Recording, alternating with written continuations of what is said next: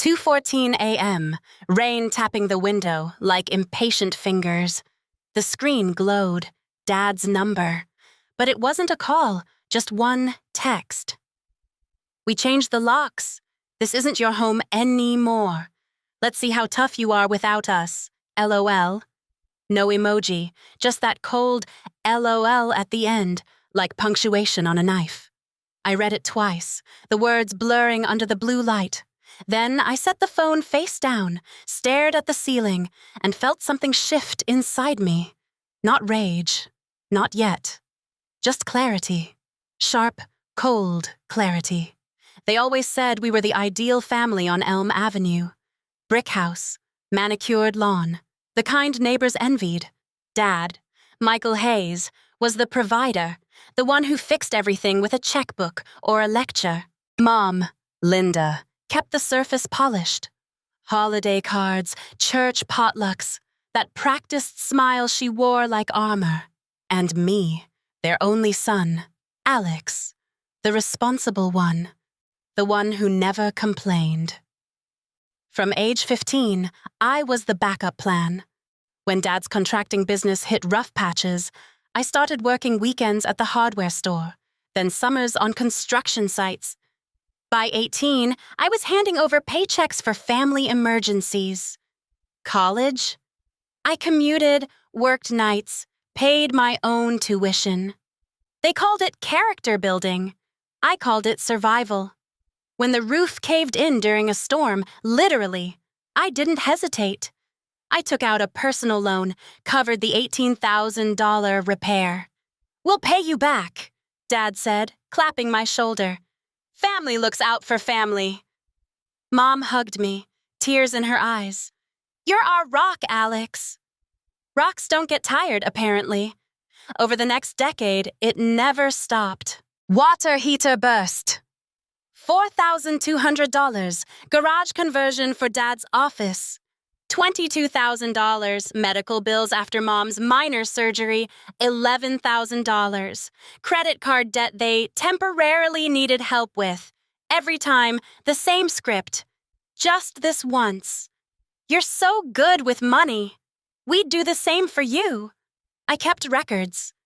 Not because I distrusted them. Back then, I didn't. But because numbers calm me. Spreadsheets, receipts, bank statements, screenshots of texts promising repayment. I filed them away in a folder labeled Family Loans. It grew thicker every year. Then came the whispers I wasn't supposed to hear. One evening, I came home early from a late shift. The house was quiet except for voices in the dining room. I paused in the hallway, boots still on. "When we sell, it'll be clean. Just our names," Dad said. Mom laughed softly. "He won't fight it. Alex never fights. He thinks it's love." "My sister." "Wait, I didn't have a sister." "Wait. No, they were talking about me." But then a third voice. My cousin Jenna, who lived with them rent-free for years. "But he put in so much money. Won't he want a share?" Dad snorted.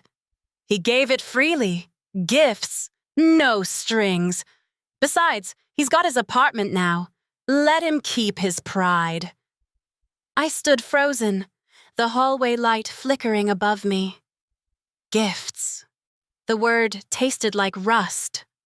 All those years, every dollar I'd scraped together, every overtime shift, reduced to charity. They were planning to sell the house I'd helped save, multiple times, and to pocket everything. I didn't confront them that night. I slipped out, drove around until dawn, then went back to my small rented studio, started digging deeper. Old emails, wire transfers, labeled, "Temp help, repay soon." Voicemails where Dad said, "We'll square up when things turn around." Evidence. Cold, hard, undeniable. 2 weeks later, the text came. Locks changed. No home. LOL. I didn't cry. I laughed. Quiet. Bitter. The sound bouncing off empty walls. They thought they'd won. They thought I'd crumble. Instead, they lit the fuse. I called a lawyer the next morning, not some family friend, a stranger who specialized in equity claims and unjust enrichment. She listened to my story without interrupting, then said 3 words that changed everything. You have standing. We built the case slowly, methodically. Affidavits, bank records, text chains, even photos of repairs I'd done myself. Before and after shots of the roof, the plumbing, the deck I'd rebuilt. Every contribution documented. Total, $92,000 over 12 years, not gifts, loans, conditional support, and their intent to cut me out. That mocking text was Exhibit A. They tried to sell quietly, listed the house through a friend of Dad's. Open house scheduled. That's when we filed. The letter arrived certified mail. Notice of claim on title. Lease pendens. The sale froze overnight. Their lawyer called mine in a panic. This is a family matter. Let's settle quietly. My lawyer's reply. Your clients changed the locks and texted him he had no home.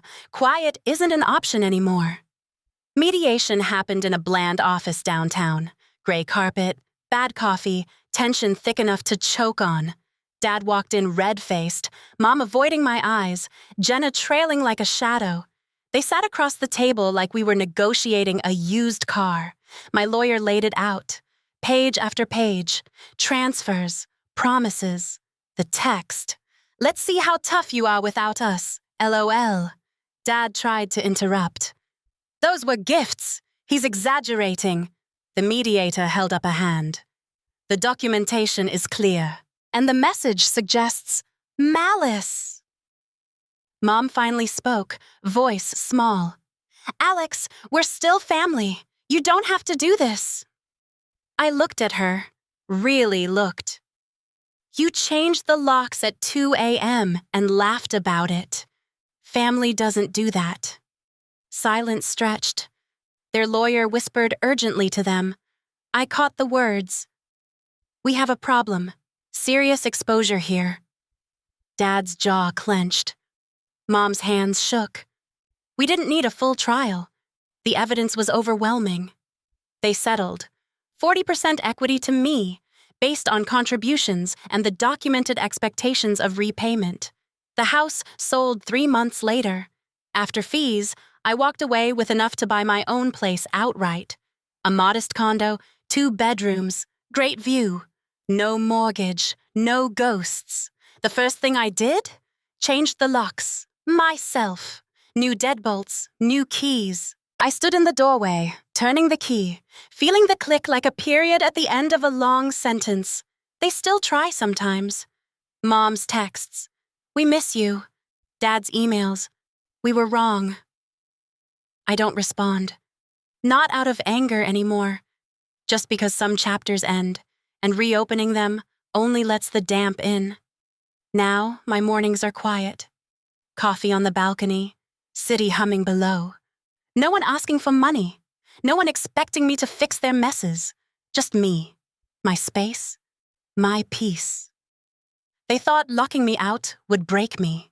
Instead, it taught me the only lock that matters is the one you control yourself. If you've ever been used, discarded, then forced to rebuild, know this. Your worth isn't measured by what you give them. It's measured by what you refuse to let them take anymore. Your turn. Ever had family pull the rug out? Drop your story below. You're not alone. Sometimes the bravest thing is walking away with receipts and a new set of keys.